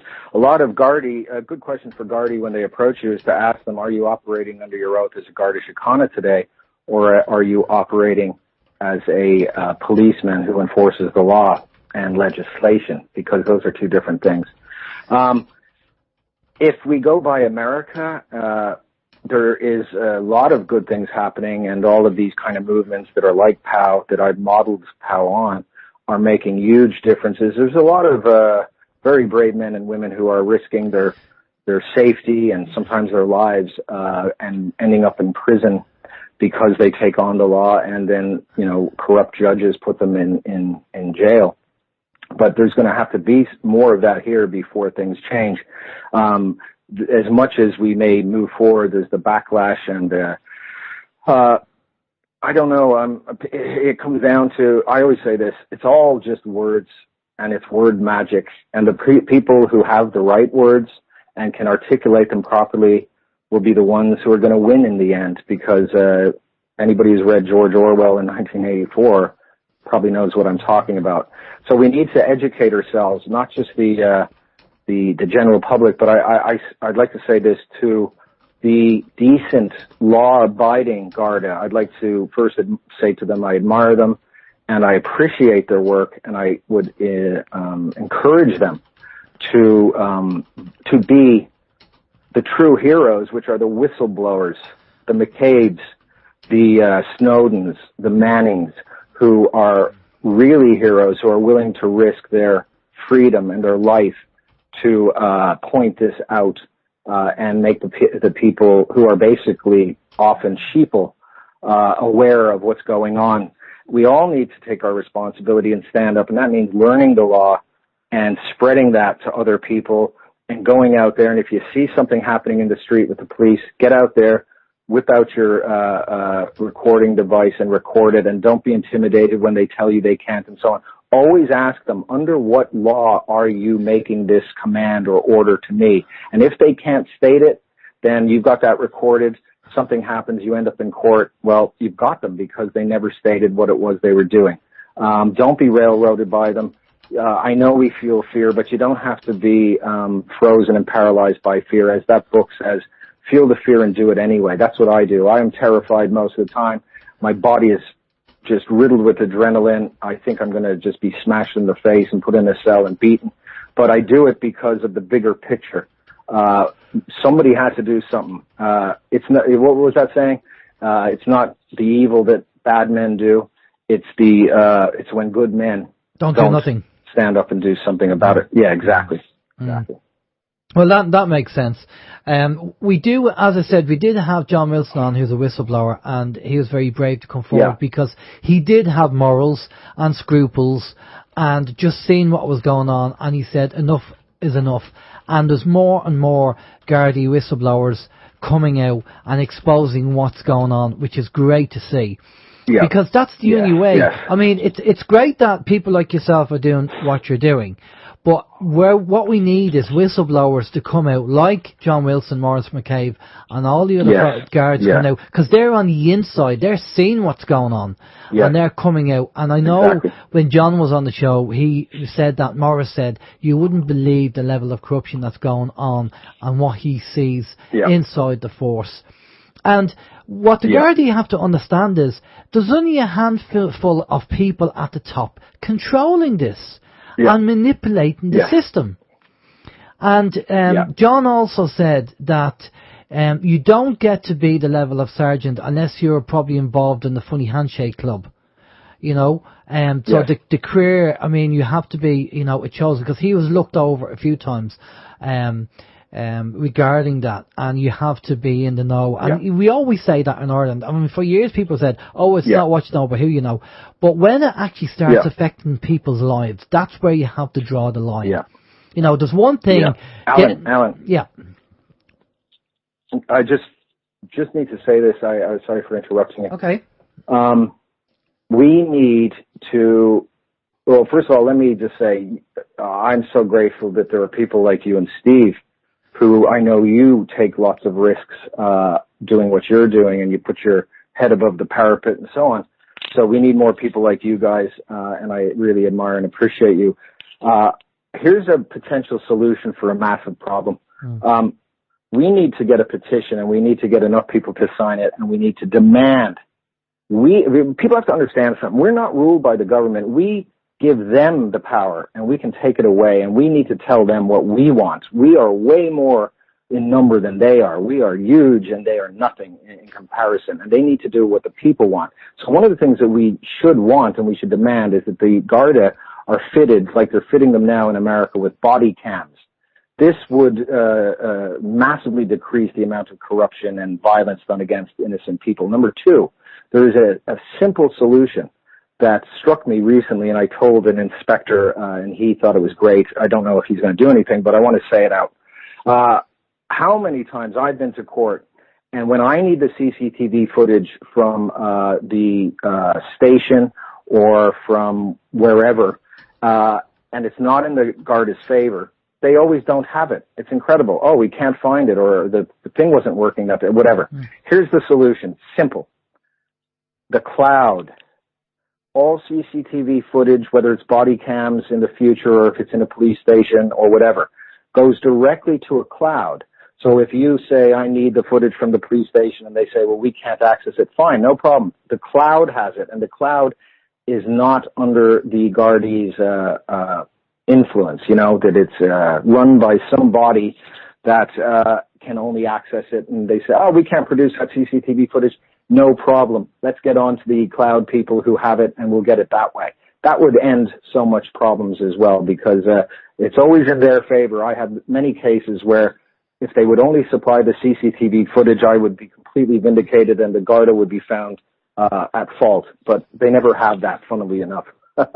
Yeah, no, and obviously they work on their own tricks. I mean, I know you said earlier where they say in America it's quite obvious that they do that. And I think the Irish Guards are probably getting it too, where they shout, stop resisting, and you're not resisting, because they can actually put force in. Yeah. But they're also, the trick is with the camera, is they know how to turn the camera in such a way where you don't see when something goes on. So there will always be that.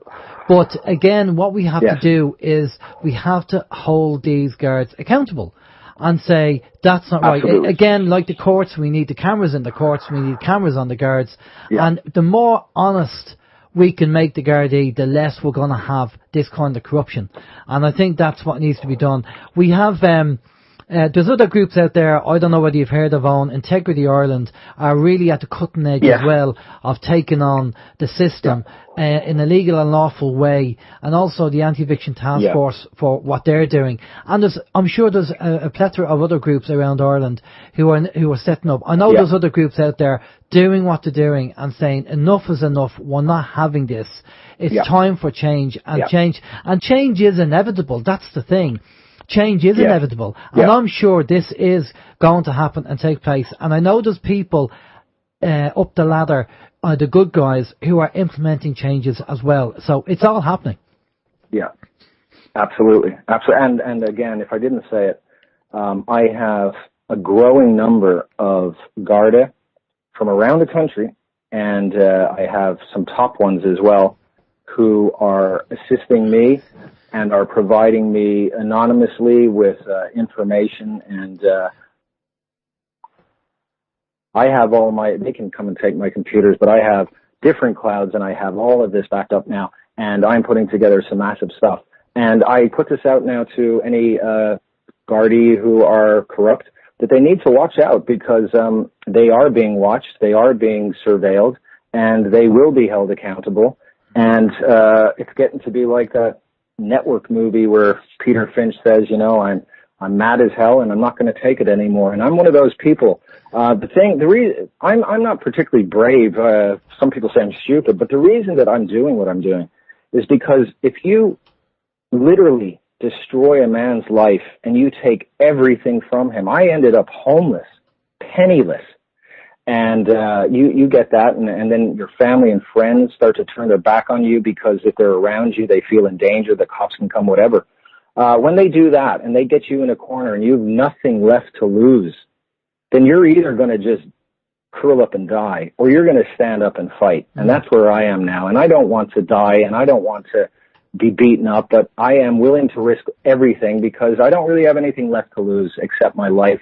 And my life right now is nothing. It's constantly being stalked and harassed and bullied and set up by police, and being dragged through courts where they continuously don't show up and adjourn it and just keep me tied up in knots. And so that's all I do now, and I will continue to do it. By the way, I'm trying to change my ways, and I'm trying to do what you said, and it's a good idea. I need to get myself unanchored, so that when a policeman comes up to me, I don't have this rush of adrenaline and fear. People say, why do you hate the guards? I do not hate the guards. I do not hate anybody, but I certainly am against corruption of all types, and I don't think it's outrageous. And let me just finish with this. I said it on another radio interview.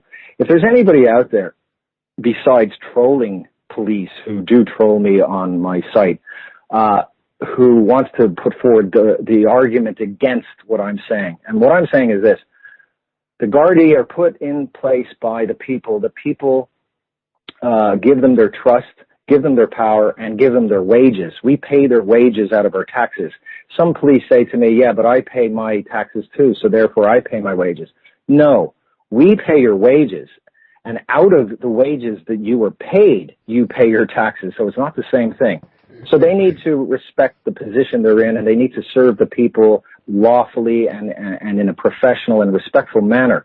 And if they do that, then they will regain the respect and the help and the support from the general public that they have not only lost, but they continue to lose. They'll stop earning the hate that they get. Can I tell you a quick thing, if we have enough time? No, go ahead. Alan. Okay, so years ago, when I started out learning NLP, I was reading about the number one, this was sort of global, the number one profession for suicide, the highest suicide rate, and it was dentists of all people. And I thought, well, that's interesting. So I read further, and I discovered the reason is that there's a thing called unconscious communication. So we cannot not communicate. So I, for example, could be a guy who really detests and has tremendous fear of going to the dentist. And when I walk in and sit in the dentist chair, I might be very nice to the dentist, but leaking out of me in an unconscious communication is hatred and or fear. And over the years, a dentist accumulates this and absorbs this into his system, but he doesn't hear it or see it, so he's not aware. And finally it gets to him and he becomes very depressed and he doesn't know why and he kills himself. And that's why they had the #1 rate of suicide. I've been trying to find out what the rate of suicide amongst Garda Siochana are, and I can't find it yet, but I bet it's high and I bet it's growing, and I bet it's going to be the #1 in Ireland because, and I can tell you this, this isn't for everybody, but the hatred and fear and loathing that a lot of people, a growing number of people in Ireland have for Garda Siochana, that the Garda out there amongst the people absorb off the people and feel it in their system, will get to them, and they will become very depressed and so on, and they will kill themselves. And that's a shame. So even for that, for their own vested interest, they need to stop with this attitude towards the people that they're supposed to serve. And as far as serving goes, you can see in some of my videos, I say to them, well, hold on, aren't you a public servant? And they go ballistic. They go nuts. Like I said, aren't you, a rapist and murderer? If I was a Garda and you came up to me and said, hey, aren't you a public servant? You know what I'd say? I'd say, yes, and proud of it. How can I serve you today, sir? That's what I'd say. Because I would be, I'd be like, yeah, that's what I signed up for. But they don't like to hear that. They want you to think that you're somehow beneath them and you need to lick their boots. And one of the reasons they hate my guts is because I never bowed and scraped them. I never tugged my forelock to them, and I never showed them fear. Because once you show them fear, it's a downhill struggle from there. And we need to all stand together. Together, what is that saying? Together we stand, divided we fall. And that's what they do. They divide us and they make us fight amongst ourselves. Look at all the people attacking me on my thing as though I'm the one who's causing the trouble by trying to hold these people accountable. Who's going to argue that the police, who should be held to a higher standard and should be made to honor their oath, who's to argue that they shouldn't be? That's outrageous. That's all I'm trying to do. Okay, well, let's say we'll have to let you go, but you should check out apart from the experiment or the idea of this communication with the Gardaí, we've said time and time again on the show, and we've had experts in to actually confirm this, scientists coming in, that the technology they're using, the Tetra radio system they're using, is causing tumours and cancers. And the GRA, which is the Garda Representative Association, know about this technology.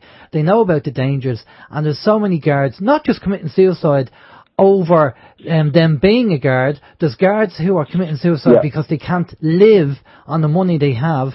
And there's guards dying and getting sick because of the technology they're using. Tetra causes tumours and cancers, and it's been proven. And that's why in America they got rid of it, because it was causing too many problems. Plus, the frequency that Tetra is on creates a violent streak, right? It affects them. Yes, absolutely. So we just want to let you know. So if you want to check that out, now we have Barry Trower, who's a scientist who's been on our show and confirms all this, along with other scientists. So we know it's been proven. So if there's any guards listening, maybe they should just check that out for their own health. But listen, it's been great having you on. Let me add one quick thing to that. There's one other thing, and I would, I don't know much about it, but if the guards do not have constant, the ability to go see psychologists or therapists and resolve the building up anger and hatred and so on that they experience, that's another terrible thing that is going to lead to them being more violent or committing suicide. And they should have that in place, and I don't think they do very much. A lot of them have post-traumatic stress disorder. I have post-traumatic stress disorder of 5 years of this constant thing, which is one of the reasons I lose it very quickly with them. And I am working on it, and I hope in the future to be very calm and very, not triggered by them. I'm working on that, and I take responsibility for that. I hope that the good guards will start to get on our side and remember that they are their brothers and sisters out there, the other citizens, and they should be protecting them, not stirring up stuff and bullying them and treating them like criminals. Okay, well, that's great, Owen. We're going to have to let you go, but before we do that, a big thank you for coming on the show. If you can quickly give My Steve, pleasure. I'm going to pass you over to Steve. He's going to get all your details. If you can give him a quick rundown on where people can find you. Steve. Okay, yeah, Owen, great information. You've been Thank cordially you so much, Alan. Okay, yeah. You've been cordially invited to the virtual pub crawl, so that means you've made a good impression on the listeners. We do actually have the link to your Facebook page, Public Official Watchdog. I have posted it up in the chat room. We also have powlive.org and powirish.wordpress.com. By all of those links have been put up on the chat room there for the listeners, and also on People's Internet Radio chat room as well. Is there any other links you want to throw out there for people? No, that's fine. The main source of what's going on is the Facebook page, the web page which you've mentioned, or the website. I haven't had a lot of time to be updating it, but that's going to start being updated. And in fact, we're going to start doing our own podcast as well. And so yeah, listen, thank you so much to you and Alan, Steve, for having me on and just doing the great work that you guys do. And maybe we could do it again sometime, and I can update you on what's going on. Yeah, that's no problem. We'll definitely do that. We'll do a part 2, maybe in a few months' time, and we'll get an update on what's been happening. Just stay with us there for a minute, Owen. We're just going to go over to a musical break, and we'll be back after this. This is Open Your Mind Radio on OYMradio.com, UnitedWeStrike.com, and PeoplesInternetRadio.com. Okay, a little bit of starman there from David Bowie.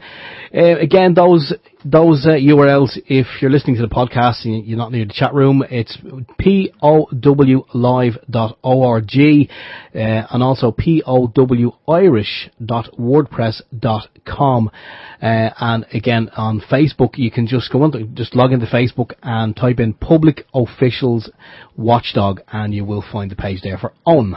Brilliant stuff. Now, we did forget to ask him about how many views he's getting on his YouTube videos, but apparently he's doing an awful lot. There's an awful lot of people watching the videos.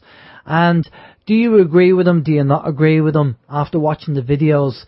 You know, I mean, at the end of the day, the point is, the Garda are there, and they should be setting an example. And if they're not setting an example, then how do they expect people to respect them? You know, it's that simple. It breaks down to that. You know, at the end of the day, if there's an emergency and they have to park up and run into a shop because somebody's being attacked or something, we can completely understand that. That's no problem at all. But if they're parking on a disabled space and going in and just sitting down and having a coffee, then, you know, that's not really called for. And I've seen that in Kells where there was the guard obviously had to go into the post office, so he double parked right beside a pedestrian crossing where lights were, and just went into the post office to post his letter. You know, and anybody could have walked out and got knocked down or hit or something, you know. So, and again, you know, I'm a guard, I'm going to park here and I don't care. That attitude has to stop. You know, they have to be held accountable for that, and they should be leading by example. They should be. But what I want to do now is, next week is going to be a very important show because we have Katrina coming on. Now, we've talked about this. In the early 90s, there was a surgeon in the Lourdes Hospital in Drogheda called Dr. Nuri, and he basically was carrying out hysterectomies on women that didn't need them. And Katrina was one of these women, and that's why she got into patient advocacy, helping people from medical malpractice, which is still going on, and there's loads of cases out there still pending, and she's involved with that. And she's one of just 2 or 3 people in Ireland who's actually involved in that in a big way. And so we're going to be getting Katrina on, and we're going to be talking about what happened about the case. Now, if you really want to understand what went on and how dramatic and, you know, how upsetting this is. Now, it is upsetting, I have to say. But I can give you a link where you can download the dramatization. They did a dramatization of what happened. And so if you send us an email, I will send you the link, and you can download the actual, it's an MP4 file, and you can view it, and you'll get a real idea of how bad this was. And this was in the 90s. And this doctor was struck off, but he's on a pension of €100,000 apparently. But there's still medical malpractice going on, and that's why we need people like Katrina for doing patient advocacy for when things like this happen, because a lot of the time, I'm not going to, again, this is not about tarring everybody with the same brush, don't get me wrong. There's great doctors out there, there's great nurses out there. Again, there's always the bad apples in the barrel that affect everybody else. And the level of arrogance regarding some of them thinking they're God, you know. So it's only a small few, but it seems to, you know, the bad news travels faster than the good news, so to speak. So if you really want to understand the scale of what happened, this dramatization kind of explains it. And when you view it, so send us an email if you're interested, and you can we'll send you a download link, and you can actually have a look at it yourself. It's not. I mean, at the end of it, there's a bit of happy news at the end of it. But you know, to say that this has happened now, we talk about. There's a load of stuff on the internet now talking about the Tuam case with the babies and the septic tanks and all that kind of stuff. Well, add this on to the whole Tuam episode as well. And, you know, you have to look at Ireland as an island, Steve, with like 4.5-5 million people. The level of corruption and things that have gone on this island is just unreal for such a small island. Oh, it is. I mean, it's unbelievable. When you actually look back through the history books and you see what has gone on, what has been covered, and what is now being unearthed, it beggars belief. It really does. And it's sad to say that in years to come, like our children and our grandchildren, what will they think of this country? Because it doesn't seem to, I know people say, but it's getting better. Well, yeah, it's a classic case of what I believe what happens in Ireland is you take, you know, for every kind of one step you take forward, you're taking two backwards. You know, that's the way the whole legal and judicial system seems to run this country. Yeah, well, let's hope. You know, well, we won't say hope, because we know the changes are taking place for the better, and the system is coming down on a massive scale. So that's the good news. It might take a bit of time, but it is coming down. So, you know, there are certain people who might be sitting in their big throne, or in their posh house, or wherever they may be, thinking that I'm okay, Jack, it's not going to happen to me. But unfortunately, it is. The system's coming down. Change is inevitable, and this is what's happening. So it's just a case of when it's going to happen, but it is taking place at the moment. We can be assured of that. And the more we educate ourselves, the more we tell each other about what's going on, and we find out about these stories and let people know, the quicker the system comes down. The other thing as well is that I think everybody is realising now that the mainstream media is just propaganda. It's fake news.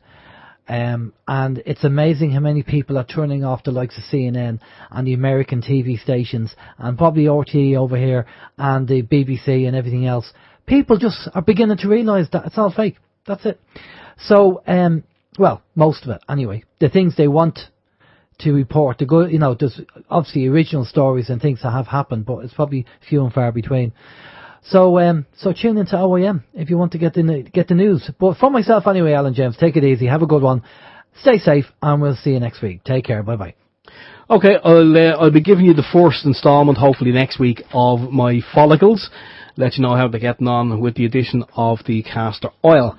So looking forward to that. It's gonna be messy, but yeah, it's all you know, all for science. And I'm doing it so you people don't have to do it. You good people out there who are tuning in every week. And we do thank you, each and every one of you. So until next week, take care. For myself, Stephen George, goodbye.